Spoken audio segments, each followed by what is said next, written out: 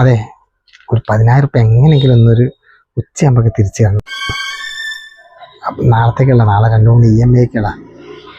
അയ്യോ അങ്ങനെ പറയരുത്. എങ്ങനെയെങ്കിലും ഒരാഴ്ച, കറക്റ്റ് 7 ദിവസം അതിൻ്റെ ഉള്ളിൽ ഞാൻ എന്തായാലും തിരിച്ച് അത്രയും ടൈറ്റായി പോയത്. അതല്ല ഒന്ന് ശ്രമിക്കാം.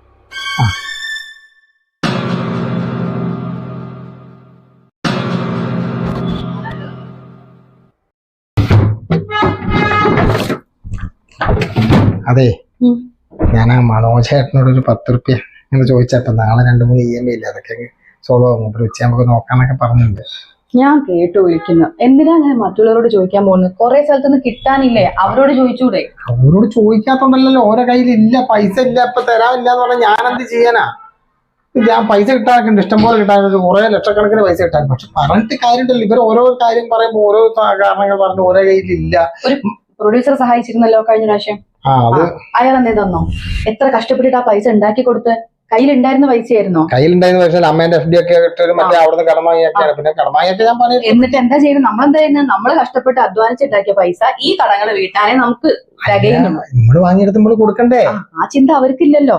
അവർക്കില്ല എന്ന് പറഞ്ഞിട്ട് കാര്യമില്ലല്ലോ, നമുക്ക് കാര്യങ്ങൾ നടക്കണ്ടേ. പിന്നെ അത് മാത്രമല്ല, ഏട്ടനൊരു സ്ഥലത്ത് വർക്ക് എന്ന് പറഞ്ഞാൽ ആ വർക്കിന് പറഞ്ഞ പേയ്മെന്റ്, കറക്റ്റ് പേയ്മെന്റ് ഇത്ര വേണം എങ്കിലേ ഞാൻ വർക്ക് ചെയ്യുള്ളൂ പറഞ്ഞ പൈസ വാങ്ങിച്ചാൽ എന്താ? ഞാൻ പറയലുണ്ട്, പറയലൊക്കെ എനിക്കറിയട്ടാ. ഒരാളോട് വർക്കിന് എന്തെങ്കിലും ചെറിയതാണ്, ബഡ്ജറ്റ് കുറവാണ്, അങ്ങനെ എങ്ങനെയെന്ന് പറയുമ്പോൾ അവരോട് പറയാം ആ കുഴപ്പമില്ല, നമുക്ക് അഡ്ജസ്റ്റ് ചെയ്യാന്നൊക്കെ. അഡ്ജസ്റ്റ് ചെയ്യാന്ന് പറയുമ്പോൾ അവര് ഒരിക്കലും അഡ്ജസ്റ്റ് ചെയ്യുമ്പോൾ എന്താ പറയാ, കുഴപ്പമില്ല ചില കേസിലൊക്കെ ഓക്കെ. പക്ഷെ ഭൂരിഭാഗം കേസിൽ അങ്ങനെ ആകുമ്പോ അവര് ഒരിക്കലും ഏട്ടന്റെ വർക്കിന് അത്രേ വാല്യൂ ഉള്ളൂന്ന്. കറക്റ്റ് ആയിട്ട് അല്ല, ഞാൻ ചോദിക്കട്ടെ, കറക്റ്റ് ആയിട്ട് ചാർട്ട് ചെയ്ത് കൊടുക്കുന്നുണ്ട്, കറക്റ്റ് ആയിട്ട് പറഞ്ഞ ടൈമിൽ തന്നെ കഷ്ടപ്പെട്ട് റിസ്ക് എടുത്ത് എത്രത്തോളം റിസ്ക് എടുത്തിട്ട്